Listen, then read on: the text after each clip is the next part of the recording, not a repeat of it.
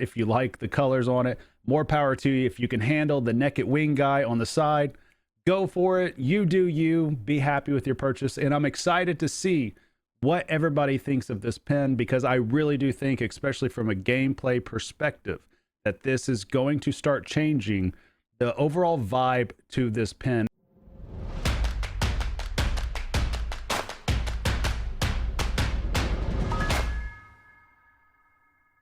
All right, guys, finally, some news has hit for Pinball. The Led Zeppelin LEs are officially starting to hit the wild. The first one that I've seen is via the user Chet Rico over here on pinside.com. And as you can tell, Mr. Chet Rico has the Led Zeppelin LE right next to a Guns N' Roses, which of course is the two pins that are always getting compared right now. But we also see an Avengers Infinity Quest LE, which is a fantastic pin. But this is exciting to finally see one of these in the wild, and I'm curious to see how it plays compared to the Pro.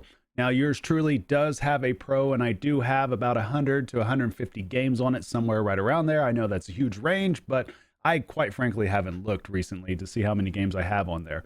What I do believe, especially seeing these starting to hit, is that obviously, let me bring up another photo here. Obviously, the general thought on what Led Zeppelin is as a pen isn't very positive. It's very half and half, with, I would say, a lean towards negative if I'm looking at the overall vibe of everything.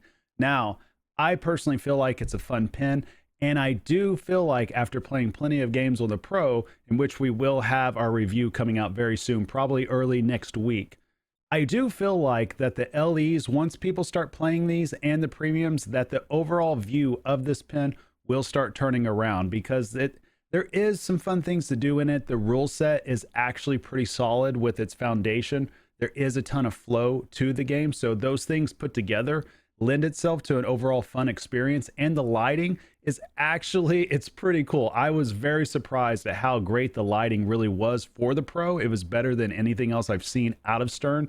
And I don't know necessarily if that has to do with how they did the actual lighting, or how just the playfield art really makes things just seem a lot brighter than normal. So I have to expect that basically with this expression light system that is on the LE, which is, if you're scoring at home, that's the lights on the side that are supposed to, on the side blades, that are supposed to beat to the music. I have to believe that that's going to add a lot more under that glass to this. And it's something that we haven't quite frankly seen out of a Stern pinball machine before. Now, I know what everybody's thinking. Hey, Guns N' Roses, they have the best light show, this and that. And yes, that's absolutely 1000% true. But even if this game turns out to have the second best light show in pinball, that's pretty damn good also. So I'm very excited to see this starting to hit the wild. I'm hoping that we get some gameplay of it just from somebody else besides just either Stern or Dead Flip themselves, because I'd like to hear other opinions from people that have skin in the game, that have put down $9,000, $10,000, however much they put down for this game in particular. And I'm very curious to see what they think about it. Now, personally, I'm still not a fan of this blue color on Led Zeppelin, but you know, it's art. If you like art, if you like the colors on it, more power to you. If you can handle the naked wing guy on the side, go for it. You do you. Be happy with your purchase. And I'm excited to see what everybody thinks of this pen, because I really do think, especially from a gameplay perspective, that this is going to start changing the overall vibe to this pen. And I'm really curious to see how well that spinner mech holds up underneath the playfield. And I'm also very curious to see the overall flow with that side ramp. Now, I can confirm that that side ramp is pure hell. It's so hard to hit. And I say side ramp, for me, it's a side target. It's so difficult to hit just because that upper right flipper is so high up on the playfield that by the time that ball zips around the left orbit, it is right on you with that upper flipper. And I probably am hitting that shot on the fly and completing it less than 20% of the time. I would probably even venture to say it could even be less than 10% of the time. It's by far, for me personally, one of the most difficult shots that I can do in pinball. It's very difficult to do. So I'm very curious to see how people react to that. And I'm also curious to see with that quick turnaround on that side ramp, are we going to see any rejects? Is that going to be something that might be plaguing some people?